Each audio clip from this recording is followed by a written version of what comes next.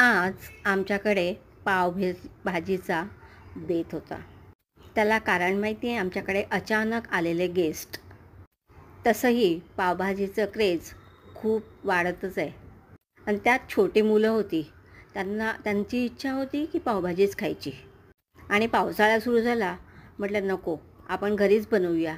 आणि सांगते काय, सकाळी 8:30ला बाजारात गेले आणि एवढ्या सुंदर भाज्या मिळाल्या, त्या सगळ्या घेऊन आलो.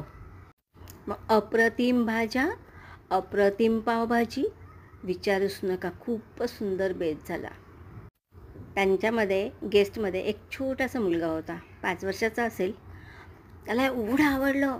आजी गं, पावभाजी बनवतोयस ना, मग कांदा मी करून देतो. अक्षरशः त्याने कांदा कट करून दिला आणि बोलतो कसा, तू मशीनमध्ये करतेस ना? म्हटलं हो रे, मग मी करणार. ठीक आहे, कर.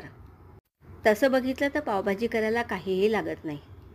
फक्त भाज्या ताज्या पाहिजेत आणि त्याच्यातले टोमॅटो जे आहेत खूपच छान चविष्ट पाहिजेत. हे तर जेवणात झालं. सकाळी माहिती आहे, पाणीपुरीचा हट्ट केला. माझ्याकडे अक्षरशः पाणीपुरीचं बनवलेलं होतं. मी त्याला पटकन म्हटलं हो, पाणीपुरी करूया, आणि केलं.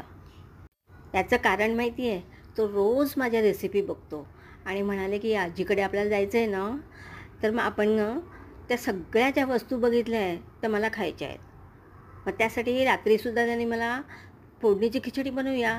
नको नको, तू बनवलेला भातच बनव, फोडणीचा तो केल्यास ना तो. मग काय, त्याच्या सर्व इच्छा पूर्ण केल्या. जाताना बोलतो मला वडापाव पण खायचा आहे. मग वडापाव खाण्याची सुद्धा त्याची इच्छा पूर्ण केली. इतकं गुणाचं बाळ होतं ना ते, खूपच छान. म्हणून आजची रेसिपी फक्त त्याच्यासाठी. त्याच्यासोबत आम्हीसुद्धा एन्जॉय केलं आणि तुम्हीसुद्धा एन्जॉय करा.